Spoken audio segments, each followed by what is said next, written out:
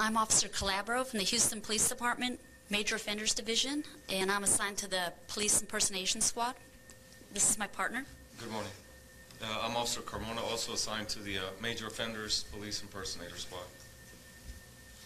Can you tell us what happened? Sorry, before that, can you spell your first and last names for us? Over.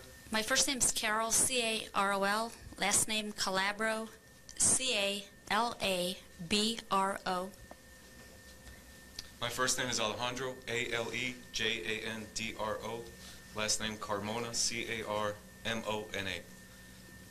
We began investigating a report we received of a police impersonator in the 45 North area.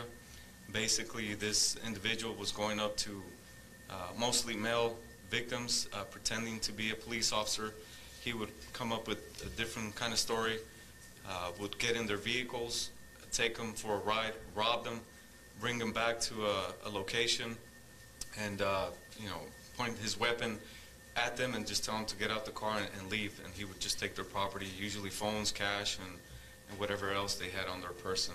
This first case we were investigating happened on August 30th. This individual went to a hotel near 45 North, and as he arrived to the hotel, he noticed the suspect was working on his vehicle. So the victim got out of the vehicle, and the suspect called him over, said, "Hey, can you help me out with this vehicle?" As the victim looked into the hood, the suspect pointed a weapon at him and told him, "Get in the car." So they get in the car, the victim gets in the passenger side, the suspect is driving, and he takes him for a ride, robs him of his property, cell phone, cash, wallet, comes back to the same hotel, tells him, "Hey, get out of here." And the complainant or victim walks away. As this happened, somehow the suspect dropped the credit card on the ground, and another witness was able to write down the license plate. It was a PT Cruiser, silver PT Cruiser at the time. So we began the investigation, and that's when Officer Calabro, started looking and researching, and we came up with a name of Alvaro Javier Hidalgo, and that was our main suspect in the investigation. And from that investigation, several other police impersonation investigations were coming across our desk. They were all associated either by the vehicle or his MO, and that way we associated to 9 other cases, and we showed photo spreads. He was identified. October 1st he committed another aggravated robbery, aggravated kidnapping. He confronted a male at the Shell gas station, and from there the suspect forced his way into the victim's car by gunpoint. He identified himself as a police officer. He took him to a hotel off airline. He went into a room there and retrieved a safety vest. Then he left the victim and took him to another hotel. He robbed him, and the suspect dropped him off at the Shell gas station. And from there, we went back to the hotel, and we confirmed he was there, and we arrested him. That was one Star Stop, is that right? It was at the Shell gas station on airline. Can you kind of go into a little bit of the 3 cases that we have that you guys have charges against them? One was at the Texaco North Freeway. What Yes. happened at the Texaco? There was a Hispanic male. He came into the gas station, parked, and we retrieved surveillance video, and you see him just parked inside his vehicle on the driver's side. You see the suspect approach with a second unknown male. They basically walk up to his window. They kind of start a small conversation, and at one point you just see all of them, the suspect and the co-defendant, get into the truck, and the driver, the actual victim, jumps over to the passenger side. They take him around 45 North, several places. They stopped. There was a vehicle following. At this time, we're not too clear what kind of vehicle it was. Same deal. They robbed him. They took his property. They took his wallet, cell phone. At one point, the suspect hits him with the weapon to the victim's face. They bring him back, and they flee in that second unknown vehicle. But from there, once we were able to see the video, we already had his mugshot from previous cases, and we could identify that it was the same person. And then the one at the Katz's, what happened at the Katz's? This right up the street from you. Right, that one basically was also another Hispanic male. He arrived to the Cats, and he saw the suspect kind of standing on the side of the store. He tried to get his attention, but the complainant didn't pay attention to him. Goes inside the store, comes out a few minutes later, and the suspect was still there.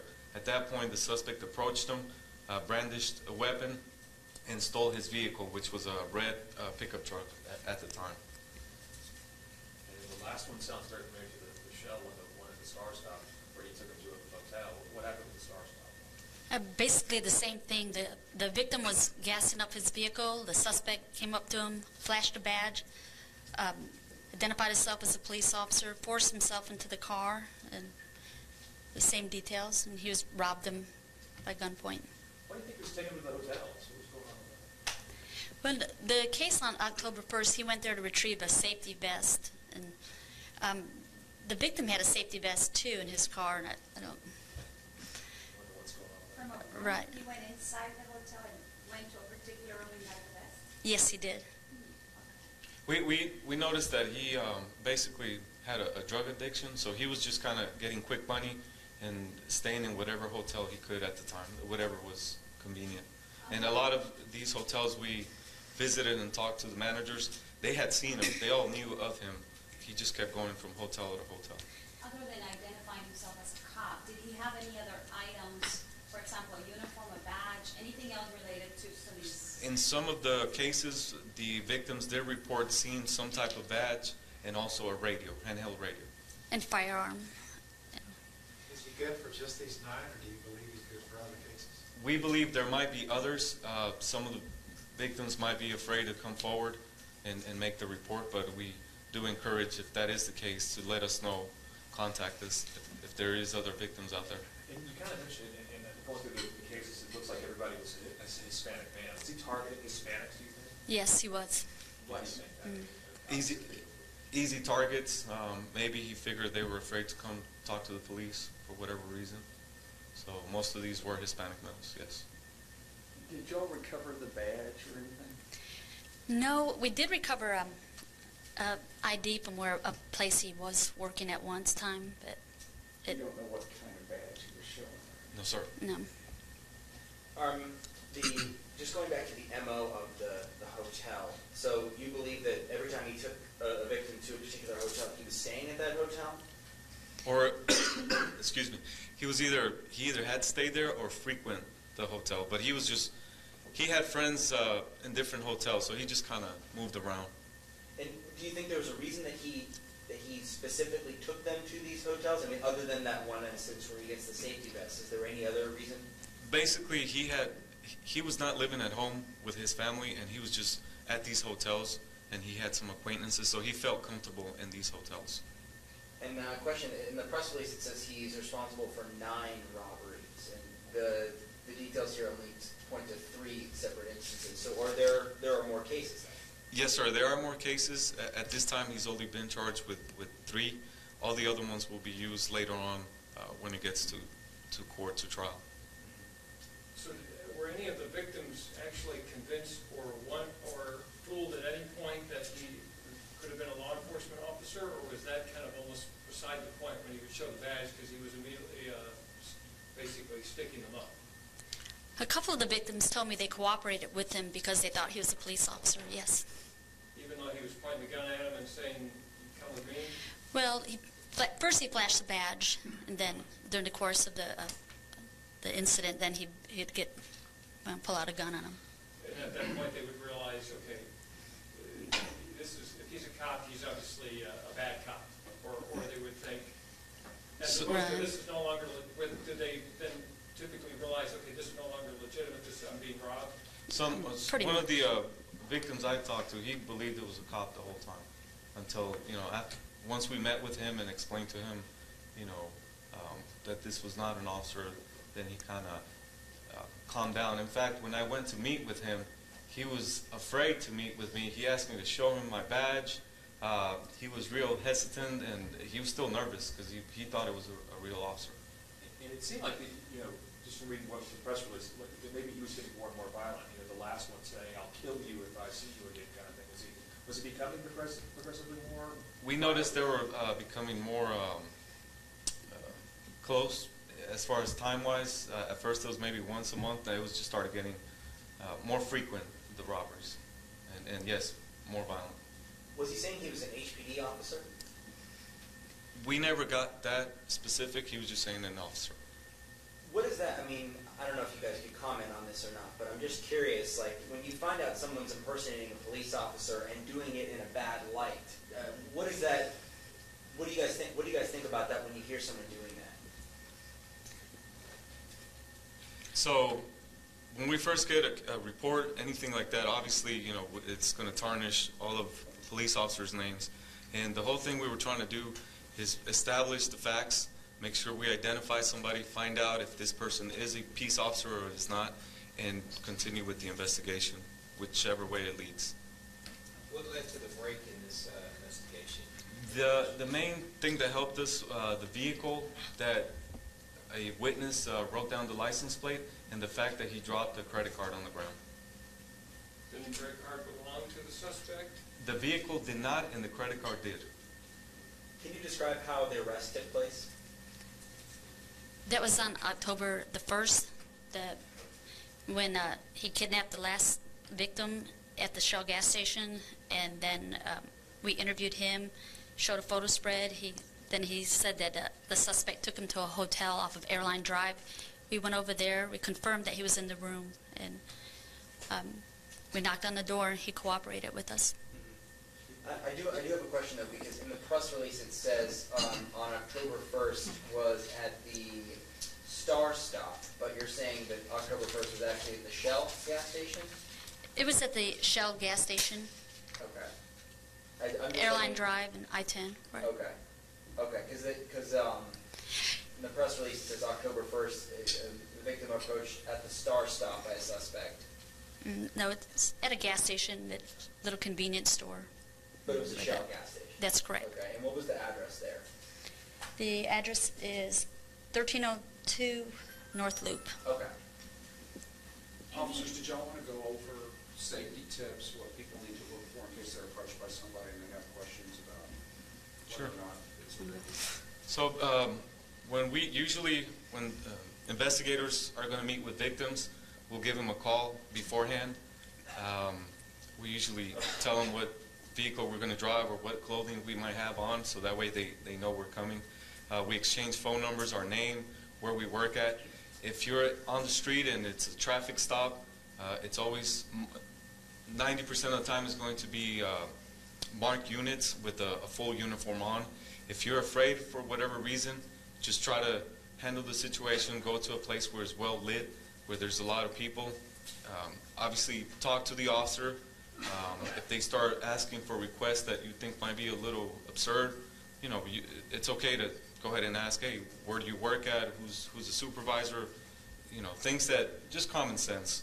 But usually at night, most officers are not just going to approach you and get in your vehicle and take you for a ride. We don't do that. And most of the traffic stops are conducted with by marked units. They're going to have overheads on their patrol vehicles. You can always ask for identification. Officers always have their police identification on them. You can ask for their badge. They're going to have their badges, and they're going to show you them. So the only real life comparison to what he was doing would be is like if a plainclothes or undercover officer was walking up to someone and flashing a badge, which I assume would be very unusual circumstances in a normal police. That's correct. We usually, unless we're out on the street and are wearing plain clothes, you know, we need to speak to somebody, we'll tell them, hey, I'm Officer so-and-so, here's my badge, here's my name. But obviously, we're not going to come up with them with a weapon drawn or tell them to scoot over, we're going to get in your car, take you for a ride. That won't happen. There's a lot of prostitution in this area, 45 and Airline. Yes. Any idea if the victims were involved in any type of illicit activities, and that's why they were complying, because they thought this was an undercover cop? We could improve that. We do know, like you said, there is a lot of activity in that area. The suspect would come up to them and tell them a storyline along those lines, that if they wanted prostitutes or that he was doing an undercover operation dealing with prostitutes. As far as the victims, we don't know what they were doing. From the surveillance tapes we have, the victims, they didn't see it coming. They were gassing up their cars, leaving the gas stations, and he just approached them. It didn't look like they were involved in that. Any other questions, guys? There's a second suspect, right?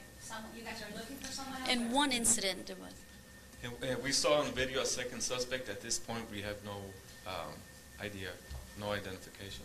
As far as the amount of money that was taken in any of the robberies, do you have an amount of money that was taken? Total, no. It was from each victim about $200-300 each, roughly.